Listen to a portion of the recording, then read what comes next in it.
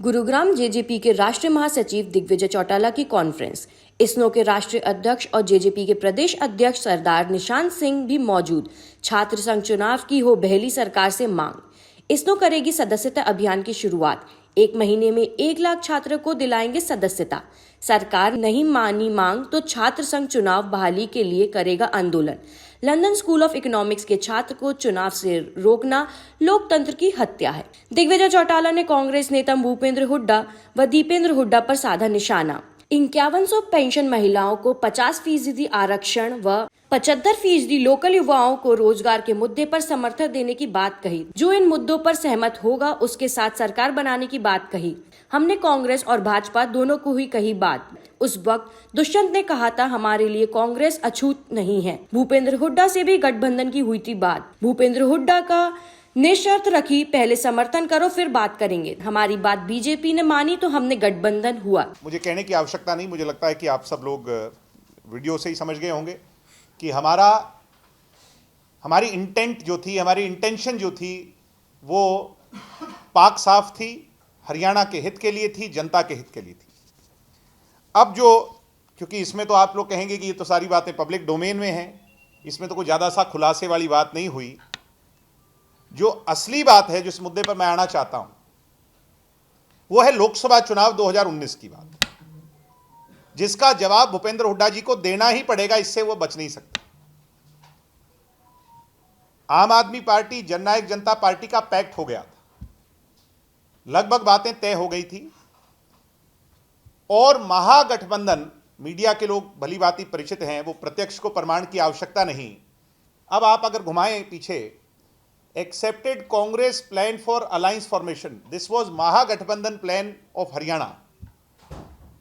और हरियाणा के लोगों के हित के लिए, और क्योंकि हम नई नवेली पार्टी थे, एक नया पौधा था, ऑल्दो हमारे जो विचार हैं, स्वर्गीय चौधरी देवीलाल जी की आइडियोलॉजी है, वो तो इस देश की शायद सबसे सशक्त और सबसे मजबूत आइडियोलॉजी हो, मगर हमने फिर भी हरियाणा के लिए सैक्रिफाइस तक करने के लिए दुष्यंत जी ने ये फैसला लिया कि 7-2-1 पर बात बन जाए। 7 कांग्रेस, 2 जेजेपी और 1 आम आदमी पार्टी। इसके लिए आम आदमी भी तैयार थी, दुष्यंत चौटाला भी तैयार थे, और परिणाम स्वरूप कि एक मजबूत सशक्त गठबंधन बने, जिससे कि व्यवस्था परिवर्तित की जाए। हम बीजेपी के खिलाफ लड़ाई की बात नहीं कर रहे, हम व्यवस्था परिवर्तित की जाए, जिन मुद्दों को हम जमीनी हकीकत बनाना चाहते हैं उनको बनाया जाए। इसका रिजल्ट क्या रहा? सब लोग सहमत थे। राहुल गांधी, जो कांग्रेस की टॉप लीडरशिप है, अगर आप वो चलाएं,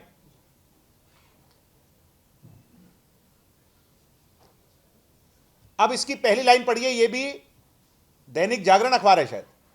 महागठबंधन नहीं करने से नाराज हुए राहुल गांधी। हमारा प्रयास तब भी सकारात्मक था कि हरियाणा की जनता को ऑल्टरनेटिव कैसे दिया जाए, मगर एक व्यक्ति, वो चलाएं आप, जहां हुड्डा जी कहते हैं मैं कभी चुनाव नहीं लड़ूंगा लोकसभा का, लिखा है इसमें। हाँ, ये भी है, हुड्डा बने गठबंधन की राह में रोड़ा, और ये तो एक्सपोज, ये तो सबको पता है।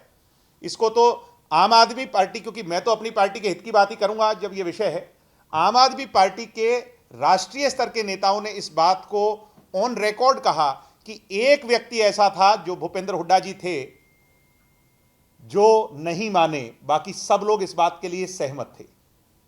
यानी यहां पर चौधरी भूपेंद्र हुड्डा जी एक्सपोज हो जाते हैं बुरी तरह, जब वो ये बात कहते हैं कि जेजेपी हमारे साथ क्यों नहीं। जो ये कहते थे कि मैं कभी चुनाव नहीं लड़ूंगा लोकसभा का, मैं विधानसभा का चुनाव लड़ूंगा, वो भूपेंद्र हुड्डा जी अपने बेटे की टिकट होने के बावजूद, जो कांग्रेस का रूल है, कहते हैं सो कॉल्ड, कि एक परिवार में 2 टिकटें नहीं जाएंगी, इनकी कांग्रेस के हेड ऑफिस से एक टिकट जारी होती है, इंडिविजुअल टिकट सोनीपत लोकसभा क्षेत्र की। और यह कब होती है? जब जननायक जनता पार्टी और तमाम अपने लोग कैंडिडेट उतार चुके होते हैं। इस बात पे गौर करने की बात है। तो इनका जो इंटेंट था, एक मैं इसमें और बात कहूंगा, जिसमें हुड्डा जी जवाब बेहतर दे पाएंगे मेरे से ज़्यादा। यूपी भवन के अंदर क्या मुलाकात हुई थी, हुड्डा जी ये बताएं। और अगर हुड्डा जी चाहेंगे तो यूपी भवन में जो मीडिएशन करने वाले नेता थे उनको भी मीडिया के सामने लाने का हम काम करेंगे कि क्या बातचीत हुई थी और किस लालच और किस जो है ना उसके अंदर जो हुड्डा जी ने ये सारे के सारे महागठबंधन जो हरियाणा की जनता शायद उस समय चाहती हो, उसको नहीं होने में एक राह में रोड़ा बनने का, एक हैजार्ड बनने का काम किसी ने किया तो वो स्वयं थे।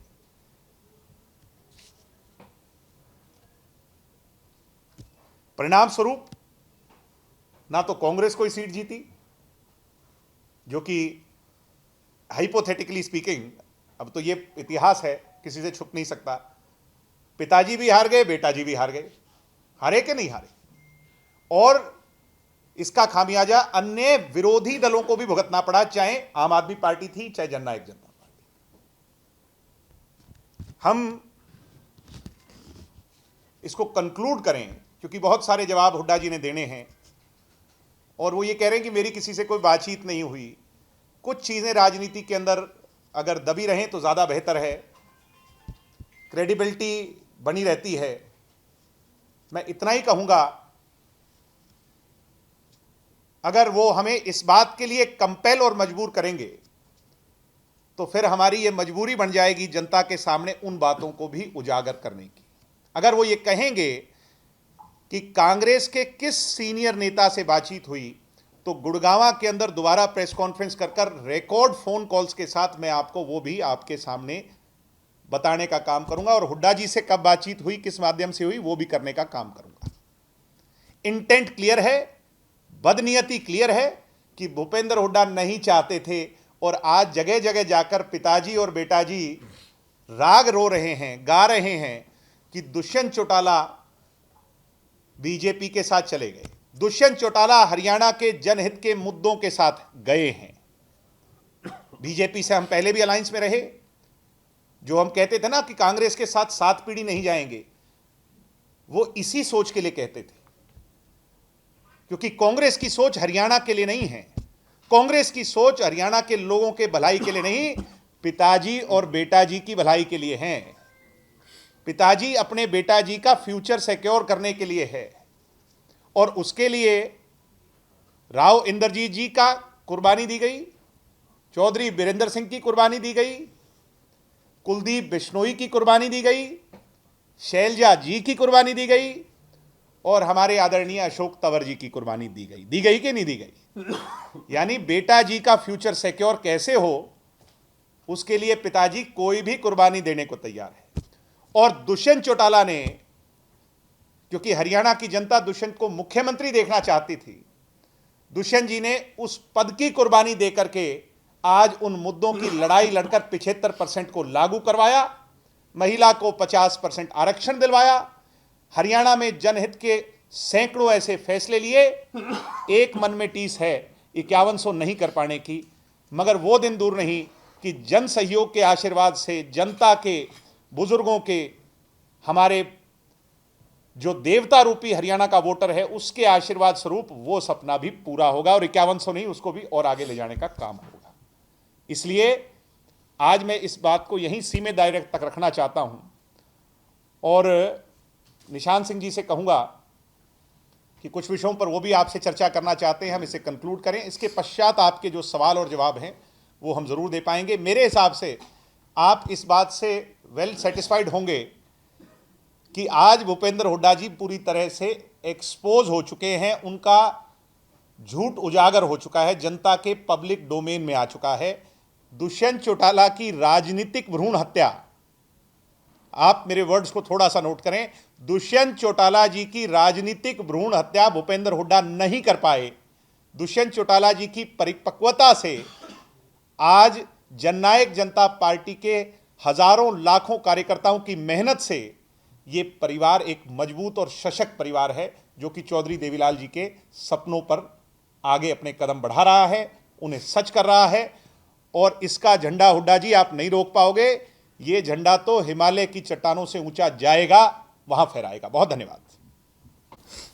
आदरणीय सरदार निशान सिंह जी, और मैं तो इतना ही कहूँगा जैसा आपने कहा कि हमारी इंटेंट रहती है कि लोगों का विकास कैसे हो, भला कैसे हो, पॉलिसीज़ कैसे अच्छी लाई जाएं। वहीं हुड्डा जी और उनके बेटा जी की नीयत रहती है कि दुष्यंत को कमज़ोर कैसे किया जाए। कहीं भी आप देख लो, किसी नेता का नाम नहीं लेंगे हरियाणा में। नेता तो और भी बहुत हैं, अन्य पार्टियों के हैं, मैं पार्टियों का नाम नहीं लूँगा। पार्टियों का नाम लेंगे, नेता का नाम नहीं लेंगे। नेता का एक का ही नाम लेंगे, दुष्यंत चौटाला का। राष्ट्रीय स्तर पर कितने नेता हैं सभी पार्टियों के, किसी का नाम नहीं लेंगे, अच्छे में बुरे में। एक ही नेता का नाम लेंगे, क्योंकि हुड्डा जी की पेट का दर्द, उनकी सबसे बड़ी तकलीफ उन्हें दुष्यंत चौटाला लगते हैं। और आज क्योंकि उनने ये बात शुरू की थी, हमने ये आज 3.5-4 साल बीत गए और ऐसी आवश्यकता ही नहीं पड़ी कि हमें इस बात को पब्लिक डोमेन में लाना पड़े। जैसा मैंने कहा कि कुछ बातें अच्छा हैं कि दबी रहें, मगर बार बार ये बात वो कहते हैं कि ट्रिगर की गई, दीपेंद्र हुड्डा और उनके पिताजी द्वारा रैलियों में कही गई, सभाओं में कही गई, तो मुझे उसका जवाब देना, मैं समझता हूं कि उसकी आवश्यकता थी। लोगों के सामने क्लियर पिक्चर होनी चाहिए। अगर इसके बाद भी अगर वो कोई बात कहेंगे तो उसका जवाब भी उन्हीं की भाषा में जैसे को तैसा देने के लिए जननायक जनता पार्टी निश्चित तौर पर वो तैयार है। और मैंने जो 2-3 बातें कही हैं, अगर हुड्डा जी उनके लिए तैयार हैं तो उसको पब्लिक डोमेन में लेके आएंगे। बहुत बहुत धन्यवाद। जय हिंद, जय भारत, जय जननायक जनता पार्टी और जय हिंद। जी, आपने कहा कि गठबंधन करने को तो तैयार थे आप, लेकिन जो शर्तें थी वो सहमति नहीं बन पाई कांग्रेस से नहीं बन पाई, कांग्रेस से भी बन पाई, हुड्डा जी से नहीं बन पाई। और हुड्डा जी को अगर आप वो चलाएंगे तो उसमें लिखा है कि हुड्डा जी को फ्री हैंड दे दिया गया इस गठबंधन को करने के लिए। नहीं बन पाई। आपने अभी कुछ दिन पहले ये भी बयान दिया था, जब अभय सिंह चौटाला की तरफ से बयान आया था, कांग्रेस के साथ भी वो गठबंधन कर सकते हैं। अगर आपने कहा था कि मैंने कांग्रेस का नाम नहीं लिया, आप मेरी बात को समझ नहीं पा रहे। मैंने कहा कि जहां वो ये कहते थे कि चौटाला साहब को जेल भेजने वाले और अजय सिंह जी को जेल भेजने वाले के साथ मैं नहीं जाऊंगा, तो मैं तो उन्हें सिर्फ याद दिला रहा था। मतलब कलयुग का एक अलग ही नजारा होगा। वही मैं कह रहा हूं कि मुझे तो ये विश्वास है कि भूपेंद्र हुड्डा जी किस सोच के व्यक्तित्व हैं। ये हाइपोथेटिकल बात है, अब उन बातों का जवाब तो समय आने पर देंगे। अब बात मैं आपसे एक बात रिक्वेस्ट करता हूं कि अभय चौटाला जी के बारे में बहुत सारी समय पर हमारी बातें होती हैं। आज मैं कुछ कहूंगा, कल अखबार में वो छप जाएगा। आज रहने दें, अगली बार अभय सिंह जी के बारे में बात कर लें। मैं कह रहा हूं कि आज जो मुद्दा है वो ये है कि हुड्डा जी ने क्या कहा, मैंने क्या कहा, उनके बेटा जी ने क्या कहा और मैंने क्या कहा। आप कहना चाह रहे हैं कि जाट का नेता अब लोकप्रियता कौन बटोरे, हुड्डा या फिर दुष्यंत चौटाला? ऐसा नेता, ऐसा है जी, जाति पाति धर्म मजहब ये हमारी सोच नहीं, उनकी होगी। प्रेमलता पर बता दिया। कांग्रेस से तो आपकी सत्ता नहीं बनी। ये न्यूज़ देखिए, आप इस बात पे गौर करिए और आप स्वयं इस बात का अंदाज़ा लगा सकते हैं कि 25 तारीख को क्या हुआ होगा, जो बात मैं कह रहा हूं। देखिए, आर्काइव जो है उसे कोई छुपा नहीं सकता। जो हमारी मेमोरी है वो कमज़ोर पड़ सकती है, हुड्डा जी की पड़ सकती है, उनकी यादाश्त कम हो सकती है, उनके बेटा जी भूल सकते हैं। इन चीज़ों को कोई छुपा नहीं सकता। 2024 के लिए मिनिमम प्रोग्राम क्या होंगे वो, और क्या उनके आधार पर हम संगठन किसी भी ये तो सरदार निशान सिंह जी, दुष्यंत चौटाला जी और पार्टी की सीनियर लीडरशिप तय करेंगी। इसके अलहदा मैं इस बात का उपयुक्त जवाब नहीं दे पाऊंगा। क्या मुद्दे होंगे, कैसे होगा, कैसे गठबंधन होगा, नहीं होगा, कैसे चुनाव लड़ेंगे, भविष्य के घर में है। और इनको भाई, मेरी क्वालिफिकेशन तो 12वीं है और मुझे गर्व है। और प्रेमलता जी को एक बात बड़े विश्वास से कहना चाहता हूं कि मैं भूपेंद्र हुड्डा जी और कांग्रेस की उस सोच से सताया हुआ परिवार का एक नौजवान था, क्योंकि मेरे पिता और दादा को 10-10 साल की कैद कर दी गई थी। मैं अपने 3rd ईयर ऑफ लॉ में था जब मुझे पढ़ाई को छोड़ करके अपने परिवार को संभालने यहाँ आना पड़ा। प्रेमलता जी, आपके बेटा जी और आपके हस्बैंड की जितनी क्वालिफिकेशन है, भगवान ने सांस दिए और चौधरी देवीलाल का रगों में खून दौड़ता रहा, तो आपसे ज़्यादा पूरे परिवार की पढ़ाई लिखाई से ज़्यादा ज्ञान लेकर के जाऊंगा। मगर किताबों से सीख नहीं मिलती, एक्सपोजर से सीख मिलती है। आपकी सोच नियमित है कि वो 12वीं को देखती है। मेरी सोच आपसे कई लाख गुना शायद बड़ी है कि मैं और चीज़ों को देखता हूं, और उसी चौधरी देवीलाल के खानदान में जन्म लेने का जो सौभाग्य मुझे हासिल हुआ और जनता की सेवा करने का हासिल हुआ, तो ये पढ़ाई लिखाई भी आज मेरे दादाजी ने कितनी उम्र में कर ली, हम भी कर लेंगे, क्या हो गया। हमने कभी पूछी आपकी क्वालिफिकेशन क्या है और इससे क्या मैटर करता है। कितनी नियमित सोच है, कितनी नियमित सोच का दायरा है। मैं उनकी इज्जत करता हूं, मेरे से बहुत बड़ी हैं, मेरी दादी स्वरूप है, मगर कितनी नियमित सोच का दायरा है। और मैंने, मुझे लगता है कि आंसर दे दिया, अब इससे ज्यादा इस पर चर्चा नहीं।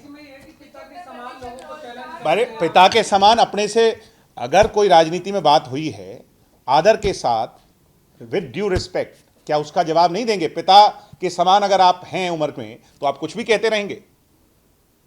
राजनीति में इसका मतलब तो पिता के समान कल को कोई चुनाव लड़ेगा तो हम चुनाव ही नहीं लड़ेंगे। राजनीति में तो दादाजी को जवाब दिया जा रहा है। मैं आपकी बात से मैं फिर कह रहा हूं, मैम, विद ड्यू रिगार्ड, 75% आरक्षण हमने अपनी नियत से मजबूती से लागू कर दिया।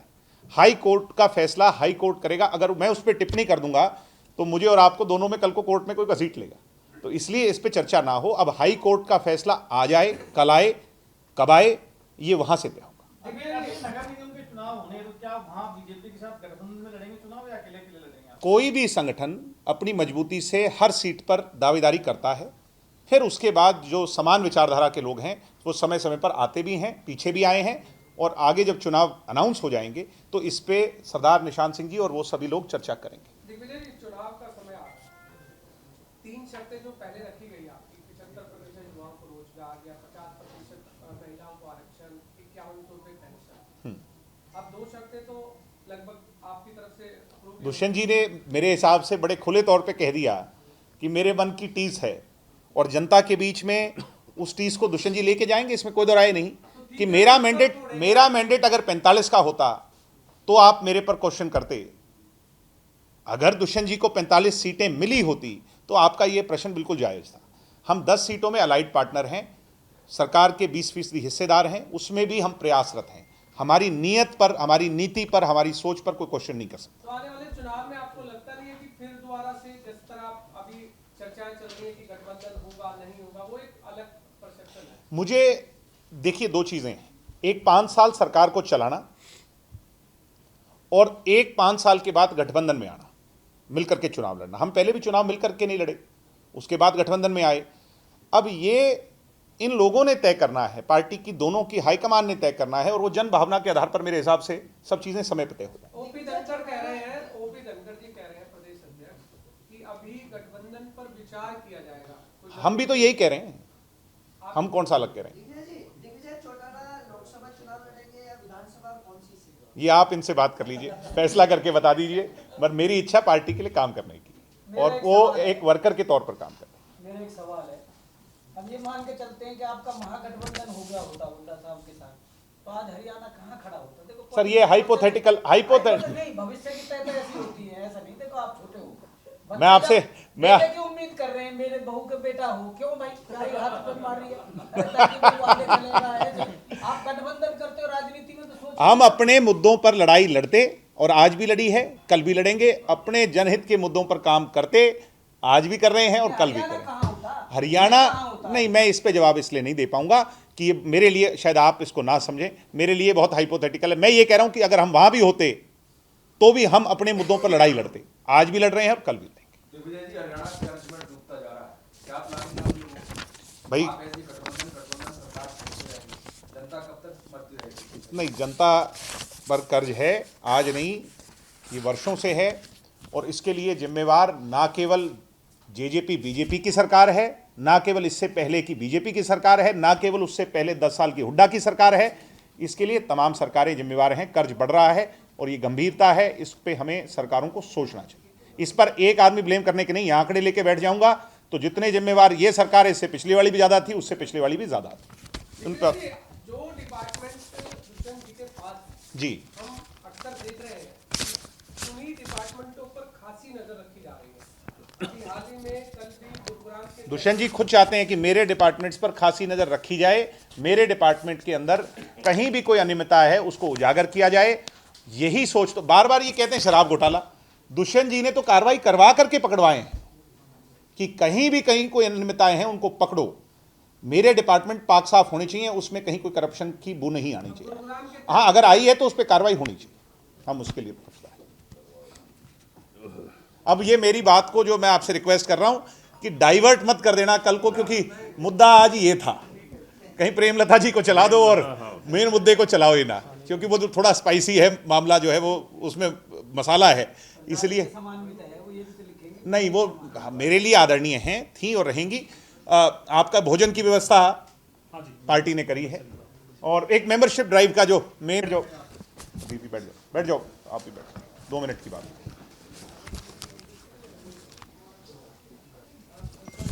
राजस्थान जिसे हम वीरों की भूमि, बलिदान की भूमि मानते हैं, वो राजनीतिक तौर पर एक कन्फ्यूजन स्टेट ऑफ माइंड में वहाँ के लोग हैं। किसे चुनें, किसे जिताएं, किसे आगे बढ़ाएं। कांग्रेस से नाखुश हैं, व्यवस्था से नाखुश हैं। पीछे हमने देखा भी, उसके रिजल्ट्स भी, जो बाई इलेक्शंस थे और इलेक्शंस हुए। मेरा पहले छात्र संघ की इकाई के माध्यम से और अब पार्टी के माध्यम से वहाँ पे मुझे डिप्यूट किया गया, मैं निरंतर जा रहा हूँ। स्वर्गीय चौधरी देवीलाल जी के जो विचार हैं वो आज भी बड़ी मजबूती से वहाँ की जनरेशन्स में जिंदा हैं, और जहाँ जहाँ भी हम जा रहे हैं बड़ा समर्थन, जन समर्थन हमें हासिल हो रहा है। युवाओं से लेकर, महिलाओं से लेकर, बुजुर्गों से लेकर हर वर्ग, हर तबका, विशेष तौर पर किसान वर्ग जो है वो दुष्यंत चौटाला में बड़ी आस और उम्मीद देखता है। दुष्यंत जी की स्कीम, हर गांव के अंदर लाइब्रेरी हो, जहां देवालय हो वहां पुस्तकालय हो, ये बहुत चर्चित स्कीम बन गई वहाँ की। मुझे खुशी है आपको बताते हुए कि हरियाणा में जहाँ गांव-गांव में लाइब्रेरी खोलने का प्रयास हम डिजिटल लाइब्रेरी का कर रहे हैं, वहीं दुष्यंत चौटाला जी के मार्फिक 22 से ज़्यादा, 22 कल तक हमने कंप्लीट की, मैं जयपुर में था, अब अन्य और हम लाइब्रेरीज खोलने का काम वहाँ पर करेंगे। आम चर्चा है बच्चों में, नौजवानों में, कि अगर हमारे यहाँ दुष्यंत चौटाला जैसा नेता हो, शिक्षा का स्तर जो आज जो है ना सबसे न्यूनतम पर है, उस शिक्षा को बढ़ावे के लिए अगर सोचने वाला नेता हो, जाति पाति से दूर हटकर काम की बात करने वाला नेता हो, तो हमें ऐसी पार्टी को भी यहां मजबूत बनाकर आगे ले जाना है। इसमें कोई दो राय नहीं। बहुत जल्द बड़ा राजनीतिक कार्यक्रम भी हम राजस्थान में करेंगे, और प्रत्यक्ष अप्रत्यक्ष दोनों तौर पर, डायरेक्ट इनडायरेक्ट तौर पर हम पार्टिसिपेंट होंगे आने वाले विधानसभा के चुनाव। इसमें कोई दो राय नहीं, और बड़ी मजबूती से लड़ेंगे। और मुझे उम्मीद है जैसे जनता दल के समय पर 50 से ज़्यादा सीटें जीत करके आई, स्वयं डॉक्टर अजय सिंह चौटाला जी दातारामगढ़ और नौहर से 2 बार विधायक बने थे, सीकर से स्वर्गीय चौधरी देवीलाल जी सांसद बने, देश के उप प्रधानमंत्री के पद पर आसीन हुए। इंडियन नेशनल लोकदल के समय पर भी 6-7 सीटें 2003 में हम जीत करके आए, 6 जीत करके आए डायरेक्टली, एक सपोर्टेड कैंडिडेट जीत करके आया। ऐसे ही जननायक जनता पार्टी, अब क्योंकि स्वर्गीय चौधरी देवीलाल जी का अक्स मानते हैं लोग दुष्यंत जी को, तो उनकी पार्टी को भी वहाँ के लोगों का समर्थन पूरी तौर पर हासिल होगा।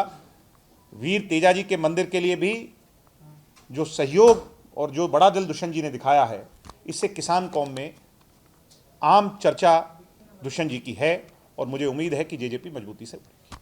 दिग्विजय जी, राजस्थान के अलावा अन्य राज्यों में भी पार्टी का भविष्य में कोई फोकस है? निश्चित तौर पर 1 स्टेप अहेड हमने लिया है, एक कदम और आगे लेंगे।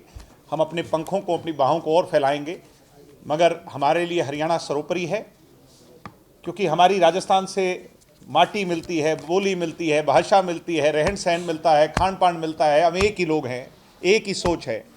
तो राजस्थान के अंदर भी हमारे लिए फर्टाइल भूमि है, अंग्रेजी में कहूँ, यानी वहाँ पर स्वर्गीय चौधरी देवीलाल जी की सोच पर चलकर जेजेपी मजबूत दल के तौर पर उभरेगी भविष्य में, ऐसा मैं देखता हूँ। हरियाणा से जुड़ी खबरों की तह तक जाने के लिए सब्सक्राइब करें खबर तहलका, बेल आइकन को प्रेस करें